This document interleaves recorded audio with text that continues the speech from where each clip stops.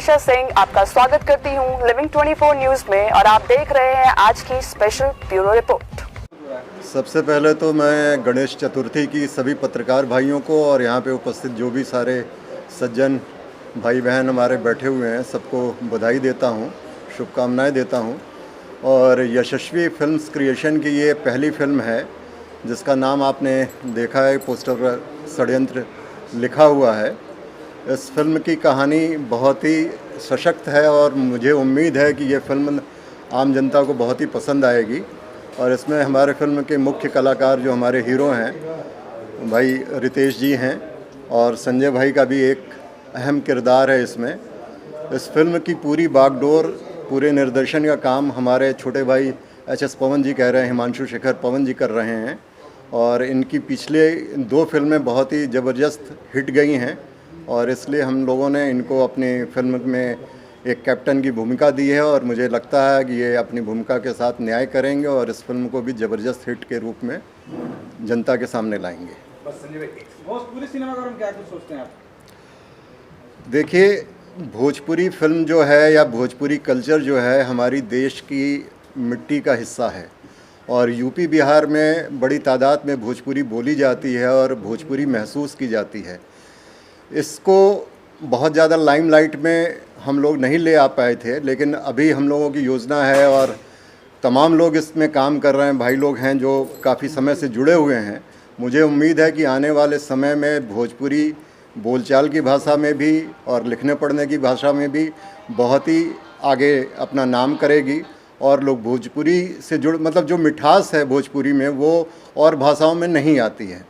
इसलिए भोजपुरी कल्चर को बढ़ावा देने के लिए हम लोग का ये प्रयास है कि हम लोग इस तरह की फिल्में और बनाएं, भोजपुरी सीरियल्स बनाएं, भोजपुरी फिल्म महोत्सव कराएं। जैसे आप लोग देखते होंगे बड़ी बड़ी बॉलीवुड फिल्म में महोत्सव होता है, तो अपनी योजना है कि हम लोग बनारस में, काशी में आगामी आने वाले सालों में भोजपुरी फिल्म का एक बहुत बड़ा फेस्टिवल कराएं जिसमें तमाम आर्टिस्ट यहाँ के जो भोजपुरी फिल्म से जुड़े हुए हैं आएँ और उनको भी हम लोग विश्व के पटल पे उनका हम लोग नाम करवा सकें। सर, आप क्या कहना चाहेंगे?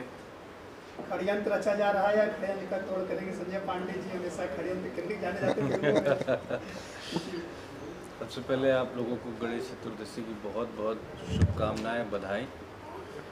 जहाँ पे अभी हम लोग इस फिल्म का मुहूर्त कर रहे हैं महाराष्ट्र मुंबई में, तो यहाँ पे तो बड़े धूमधाम से मनाया जाता है।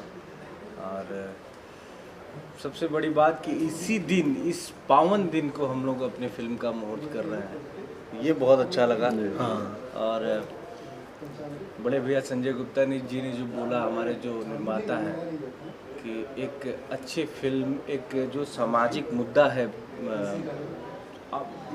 जो भी फिल्म बनाए हैं एच.एस. पवन जी हमारे डायरेक्टर साहब, अभी प्रजातंत्र हम लोगों की रिलीज हुई थी, एक सामाजिक मुद्दे को लेके हुई थी।